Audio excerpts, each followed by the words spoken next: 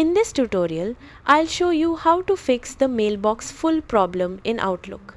If your mailbox is full, you may not be able to send or receive new emails, but there are several ways to free up space. Open Outlook and sign in to your account. Start by deleting emails you no longer need, especially from the deleted items, junk email, sent items, and drafts folders.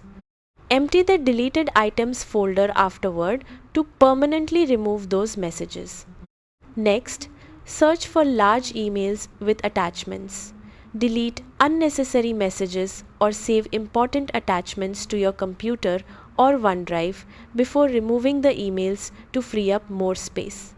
If you're using Outlook with Microsoft 365, click your profile icon, open your Microsoft account, and check your available storage.